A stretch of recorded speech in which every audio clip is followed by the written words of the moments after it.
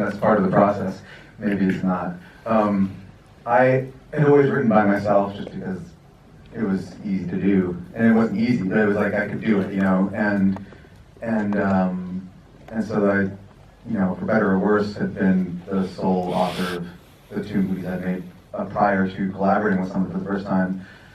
But I've had a couple producers on all of my films, like from the time I was making short films onward, and one of them, Toby Halbrooks, he and I, we sort of, he approaches producing from a creative point of view. So like, even though he's producing it, it's a very creative role, and he's telling the story with me as a director.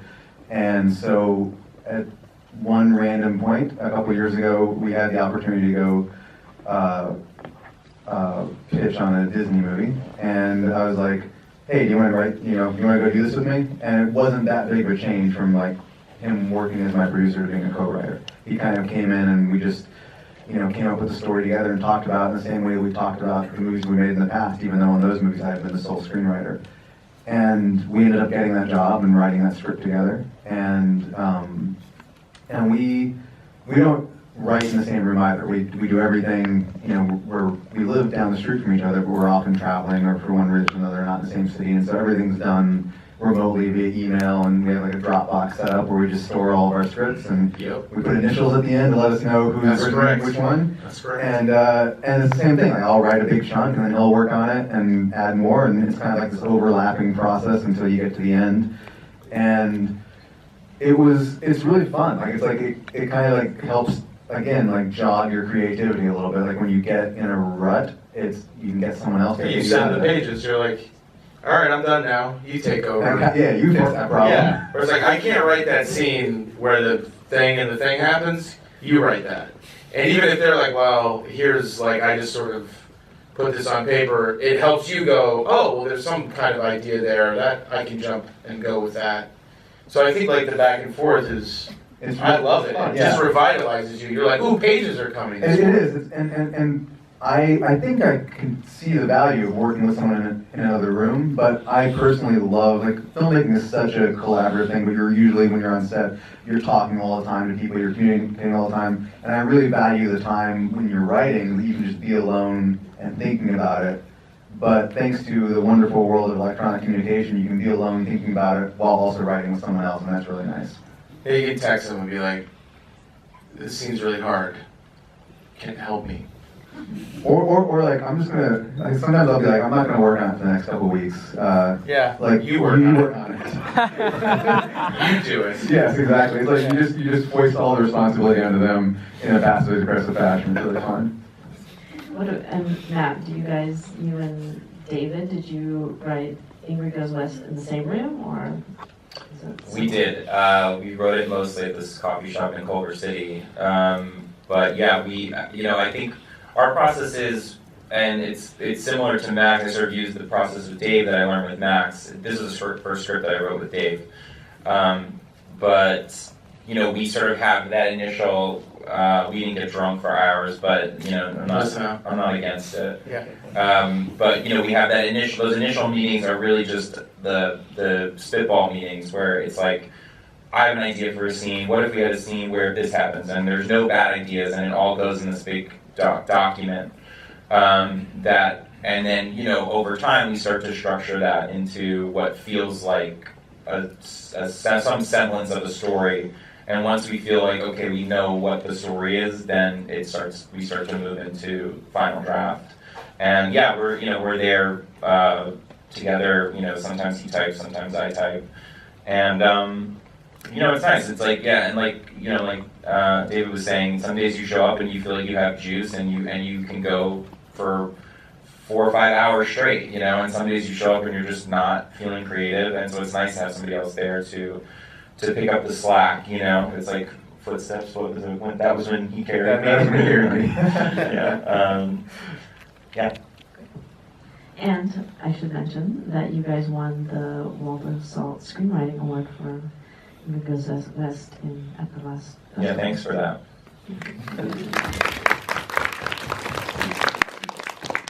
I want to open it up to the audience, but first I want to, David brought some clips, and And this is something that you just addressed, that you and Toby went and pitched to Disney. Yeah. Yeah, over your career, you have been kind of exploring similar themes throughout your work, and I think this is probably common with all of you. And so that this is like a concrete example. These are two Almost concrete too literal examples. as an example. Yes. So we were editing this film we did called The Body Saints, and while we were editing that, we had the opportunity to pitch on Pete's Dragon. And so there's a lot of overlap between the two movies, and it was only like at some point in production that I realized that I'd completely like taken one scene from The Body Saints and just rewritten it completely into Pete's Dragon, and like literally the same scene, almost shot for shot. And I've never actually compared them together, but I thought that would be fun to do. So I just brought both of those scenes, and one of the funny thing about the one of The Body Saints was that I didn't like it. I directed it poorly, I felt, and I wasn't happy with it, and I almost cut it out of the movie, and the movie would have been fine without it, but ultimately we kept it in. But it still was like a thorn in my side. Every time I watched it, it was like, oh, that's terrible. But then I was able to actually do it right in Pete's Dragon. So I was glad to have a second shot at doing it, even though I didn't realize it when I was first writing it.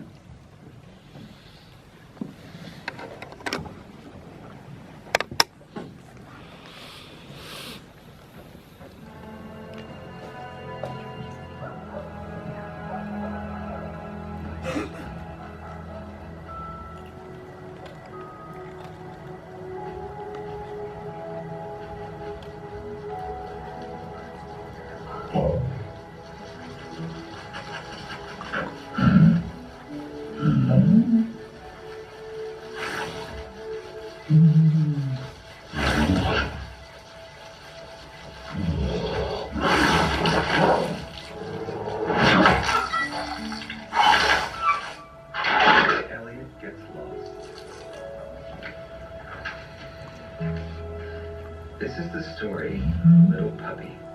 His name is Elliot. He is going on an adventure with his family. They are going camping in the forest. Elliot has Wait. This isn't how I tell it.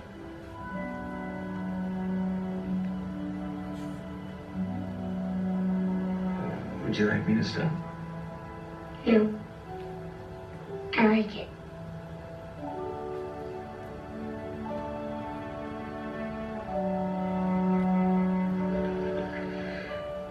Elliot has never been so excited. Elliot and his boy play while Mom and Dad set up the tent. He is right where he belongs. Boy tells him that he's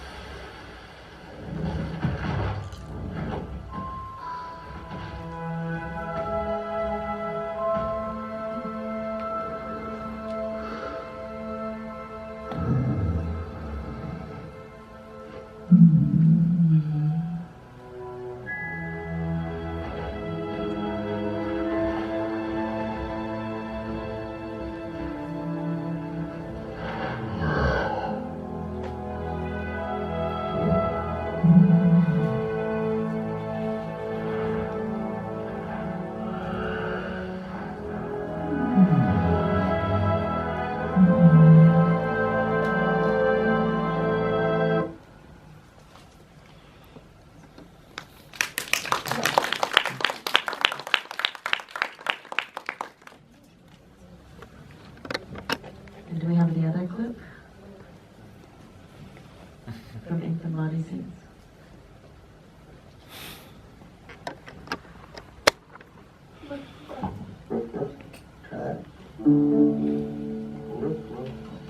We'll go back to cat.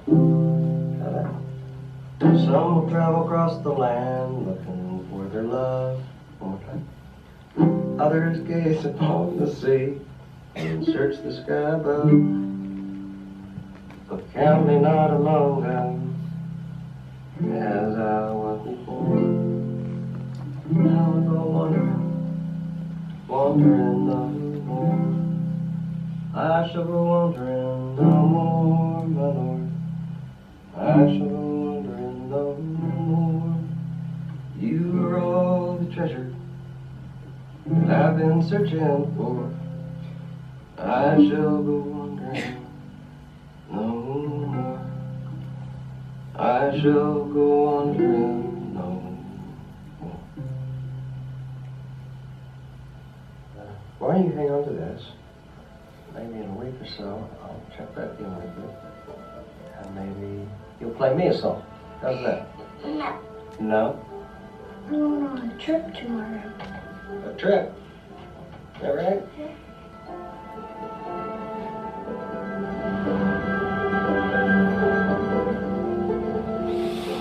He's great.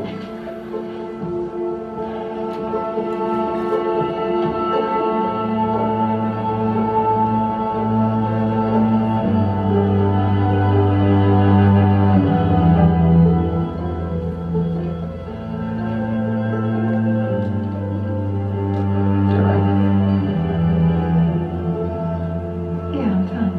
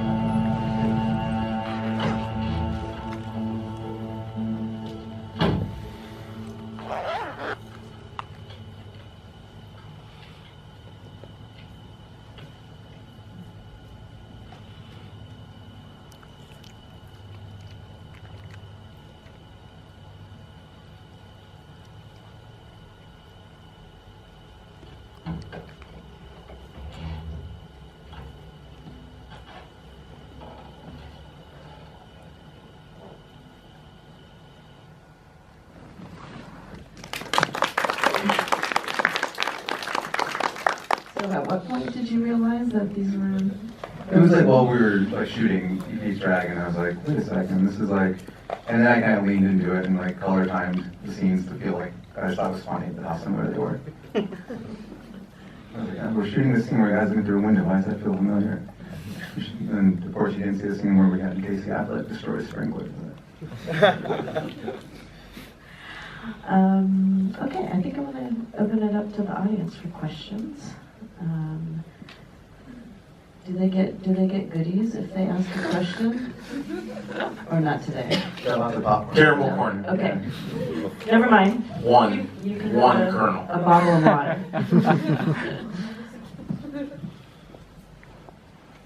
Yes.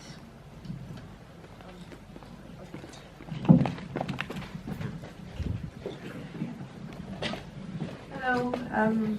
Well, I've seen all the movies. They're all amazing. I've enjoyed these 3 days so Thank you. much. Thanks.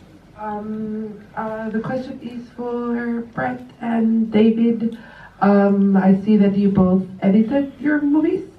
So, how do you think this is like enriching for the story, or is it fair to the story to have the same storyteller 3 times, or being both of them amazing? That's a really good question. Yeah. I think it is. I think it's helpful to be your own editor, even if you do work with another editor. I've worked with additional editors on most of my movies, but I still always edit myself at the same time. And I'm thinking about that when I'm writing. And I'm thinking about how one scene cuts to the next, and I'm thinking about how we'll cover a scene. I'm thinking about, the form of the movie while I'm writing. I think that is very helpful, not just because it's helping me envision the movie and envision the movie I want to make, but in a sense of like thinking what is valuable, like what is going to make this the most valuable experience for the audience, and also in terms of like the production, how are we going to shoot it? Like it just makes the entire process smoother and helps communicate your vision to people.